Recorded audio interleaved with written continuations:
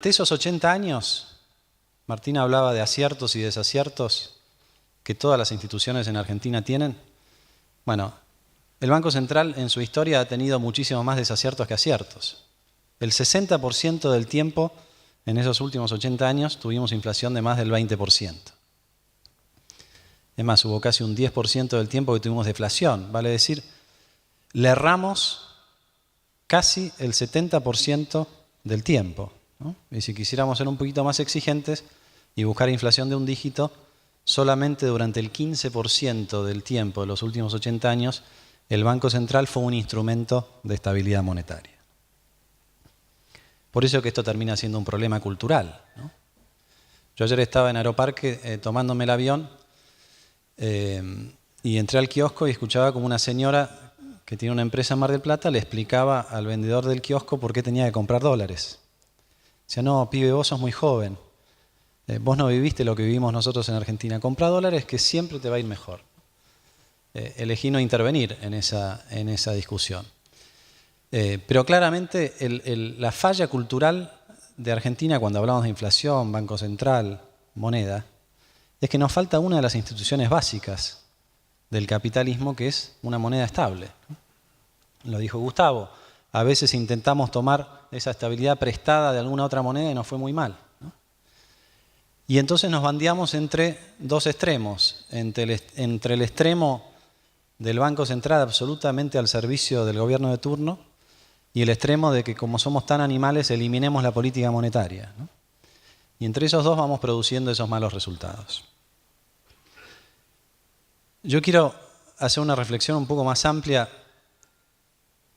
de dónde estamos parados. Esto, por supuesto, es un reduccionismo brutal.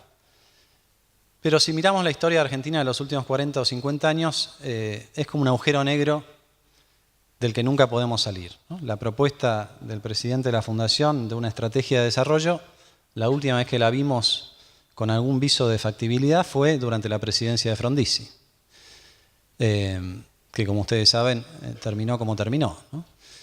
Desde entonces estamos atrapados en esta lógica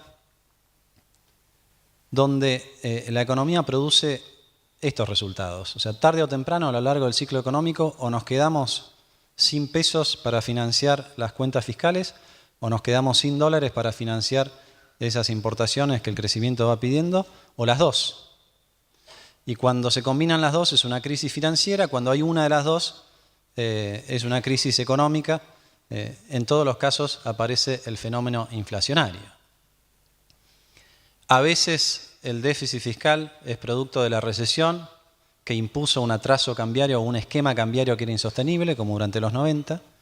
El resto del tiempo vemos este ciclo que ya conocemos muy bien y sobre el cual más o menos habló Gustavo, ¿no? Déficit fiscal. Al principio nos presta alguien, después cuando ya no nos puede prestar nadie, el prestamista de última instancia se transforma en prestamista de única instancia, que es el Banco Central. Esto provoca inflación, la inflación provoca por un lado atraso cambiario, por el otro lado atraso en el salario real o caída del salario real. La combinación de estas dos recesión, la recesión genera pobreza y así estamos, ¿no? 12 millones de argentinos que no tienen lo suficiente como para llegar dignamente a fin de mes. Esto era muy condenable a lo largo de los últimos años, pero es especialmente condenable en la última década, donde, como bien dijo Gustavo, no solamente había recursos fiscales, había precios internacionales, hubo crecimiento también. Entonces, la imputación que va a haber que hacerle esta década son muchas, desde el punto de vista estrictamente económico y de este panel es, ¿qué pasó? Que con todo lo que había, eso que había no llegó al lugar donde naturalmente tenía que llegar, que era a los más necesitados y a los excluidos de la sociedad. Y esto no es solamente una imputación política, creo que es una imputación cultural. Es una pregunta que nos tenemos que hacer todos, cada uno desde su lugar. El ciclo de siempre, y voy a hacer un recorrido rápido, te pido que me marques los tiempos porque si no yo puedo pasarme. Pero para entender dónde estamos parados, este es el punto de partida, las cuentas fiscales. Yo marco dos líneas ahí amarillas que para mí son centrales para entender la naturaleza política del ciclo económico actual. La primera son las elecciones del 2005. Hasta entonces, el kirchnerismo no tenía los votos. hay un antes y después de las elecciones del 2005. No es un antes y después de Néstor o Cristina. Esta cosa de que Néstor lo hubiera hecho mejor o de que Cristina es peor que Néstor. Acá lo que pasó fue que sin los votos el kirchnerismo tenía la piel de cordero, digamos. Con los votos se cayó la piel de cordero y volvió a ser lo que había sido durante 12 años en Santa Cruz. Fíjense que todo ese esfuerzo fiscal notable de los primeros años, del 2012 en adelante, empieza a derrapar a partir del 2005 y ya toma una curva descendente muy pronunciada así a partir del 2007. Nos gastamos, se gastaron 5 puntos del PBI en este deterioro de más 2,5 a menos 2,5 aproximadamente. Hay experiencias de derroche fiscal en Argentina, como ustedes saben, pero con este nivel de recaudación creo que hay muy pocas, ¿no?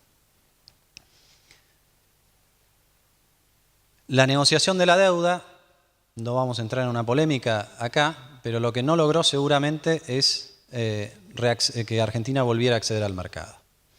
Entonces, en la lógica de seguir adelante con el esquema de pagar la deuda, el gobierno transforma en virtud un defecto y nos habla de desendeudamiento, ¿no?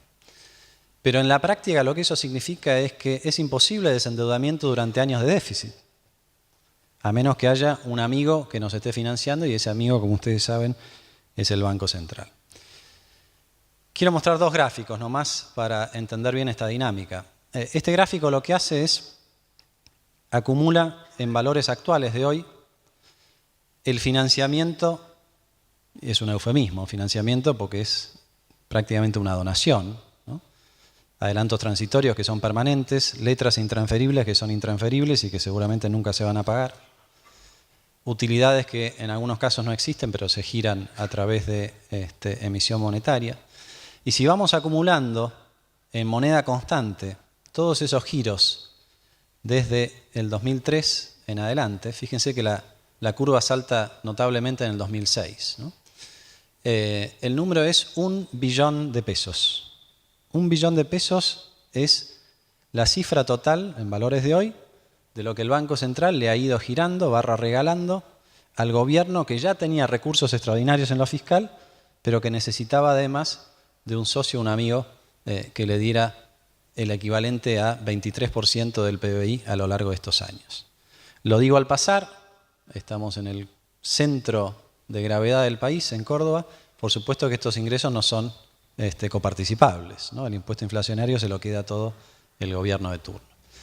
Esto tiene un efecto monetario, que son las 2 líneas de abajo, y la otra línea es el financiamiento vía reservas, pero las reservas que no tienen un efecto monetario inmediato, a la larga terminan teniéndolo, porque hoy una buena parte del activo del Banco Central son títulos que no tienen prácticamente ningún valor. El 500% del patrimonio del Banco Central es exposición al Tesoro Nacional, una exposición que difícilmente vaya a recuperar. Si ustedes le pusieran a eso un valor de mercado, nomás con hacer un 20% de descuento de esa exposición, y es conservadora ese cálculo, entonces llegamos a la conclusión de que el patrimonio neto del Banco Central no existe. Y yo recuerdo muy bien lo que era mi discusión con los auditores cuando sí existía el patrimonio neto del Banco Central. No quiero ni pensar lo que debe ser ahora esa discusión, ¿no? O quizás ni hay discusión. Este cuadro tiene muchos colores, pero básicamente lo que quiero que se enfoquen es en el quiebre que representa el área roja del cuadro. El área roja es el financiamiento, la explicación de la emisión monetaria por financiamiento al Tesoro. Algo de esto mostró Gustavo. Hasta el año 2010, más o menos, el sector público era contractivo en los pesos, ¿no? Se llevaba reservas, pero era contractivo en los pesos, había un superávit fiscal primario que le llevaba al Banco Central. A partir de entonces el área roja empieza a crecer y hoy representa todo lo que representa, ¿no? Representa alrededor de 35% de la expansión monetaria. Vale decir, con un gobierno que está desfinanciado, la dominancia fiscal, como llamamos los economistas, le impone al Banco Central la necesidad de emitir un ritmo del 35%. La emisión es más baja porque el Banco Central está absorbiendo vía Lebacs y está vendiendo reservas.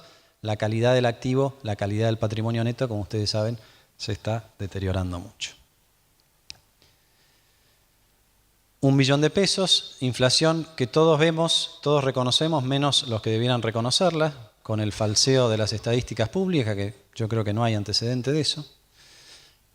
Y vamos a las consecuencias directas de la inflación en aquello que es un impedimento para el crecimiento. Salario real, fíjense ustedes lo que es la primera etapa del salario real hasta el 2007, con lo de la inflación era de un dígito, el salario real creció alrededor de 22%, 25%. Desde entonces en adelante, desde el 2007 en adelante, prácticamente no aumentó el salario real, con algunos momentos fuertes en el 2012-2013, con la caída actual, pero en estos 7 años aumentó solamente un 1%. Obviamente que no hay estrategia de desarrollo si la tendencia del salario real es aumentar un 1% cada 7 años. O sea, lo decía muy bien Martín en su exposición, ¿no? Incorporar a toda esa mano de obra e incorporarla incluso con salarios dignos y con salarios que recuperen su poder adquisitivo. Bueno, Argentina lleva 7 años con salario real estancado. Si además le agregamos la caída del empleo del último tiempo, la masa salarial se está contrayendo, como ustedes saben. Vuelvo siempre a este cuadro para que nos quede como reflexión final. La paridad cambiaria, también lo dijo Gustavo, nos repetimos en algunas cosas. Vean lo que es cómo a partir de diciembre del 2007 esto entra en un tobogán inexorable, ¿no? Los logros de la política macroeconómica de la primera etapa, si ustedes quieren, donde después de ese salto del tipo de cambio real, la cosa se estableció en un escalón muy alto. Fíjense que ese escalón hoy representa más o menos el valor del blue, que es esa línea verde. O sea, cuando la economía tenía las cuentas en orden, nos podíamos dar el lujo de tener un tipo de cambio tan competitivo como equivaldría hoy a un tipo de cambio de 14 pesos. Cuando la economía entró en esos desequilibrios y el Banco Central pasó a ser un partícipe necesario de esos desequilibrios, una de las consecuencias es el atraso cambiario.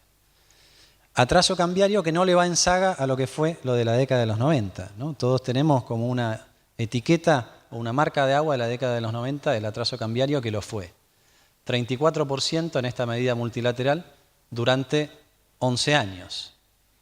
Nosotros llevamos 29% en 7 años y medio, ¿no? O sea, no es muy diferente. Entonces, para los empresarios exportadores que están en esta sala, si se sienten con la misma presión que tenían durante los 90, no es una sensación, es una realidad, ¿no? Por supuesto, vean ustedes que si nosotros no asumimos la inflación verdadera, vamos a creer, por ejemplo, como cree el gobierno a partir de los números del INDEC, que el salario real creció un 135% desde el 2007 en adelante. O que el tipo de cambio es tan competitivo como era en el 2003 o 2004. Claro, esa negación impide atacar el problema y resolver el problema que plantea la realidad. El atraso cambiario lleva inexorablemente a una crisis del sector externo. Crisis es una palabra fuerte, pero tenemos que empezar a nombrar las cosas por lo que son, ¿no? Miren en este cuadro el área celeste nomás. Durante los 90, notable déficit fiscal, déficit comercial por falta de competitividad, conocemos la historia. Eso se cubría en parte mientras se podía con endeudamiento externo, por lo tanto la línea de reservas mostraba durante un tiempo alguna suba, ¿no? Se revierte con la devaluación. Hasta el 2010 el esquema funciona con superávit comercial. A partir de entonces esa área celeste invierte su signo. Tenemos déficit comercial al que se le suma salida de capitales, con lo cual la caída de reservas, y esto es notable, está ya en un ritmo parecido al de 2001-2002. Ustedes ven a los que están a cargo preocupados manifiestamente por lo que es una crisis externa que nos va comiendo en todos los lugares, que nos impide acceder a las divisas para producir. No, la única preocupación que vemos es viajes a Basilea, viajes a China para garroñar algún dólar, pero bueno, los dólares, a ver, lo que están encanutados no son los autos, sino que son los dólares, para que quede claro, ¿no? Y una economía con dólares encanutados es una economía que no funciona. Entonces, es el ciclo de siempre, pero peor, porque ahora no solamente hay déficit fiscal, sino que hay derroche fiscal, porque el financiamiento monetario inflacionario superó todo lo que habíamos visto antes, por lo menos en términos acumulativos, porque se falsificaron las estadísticas, porque el atraso cambiario es comparable con el de otras épocas, y porque tenemos una crisis del sector externo a pesar de que hay cepo cambiario y una crisis que tiene mucho que ver con dos pilares fundamentales de este esquema económico que ha sido la mala política energética y este cuento del desendeudamiento, que es pagar en efectivo lo que cualquier país del mundo refinancia si tuviera, como dijo Gustavo, acceso a los mercados. La recesión es el resultado,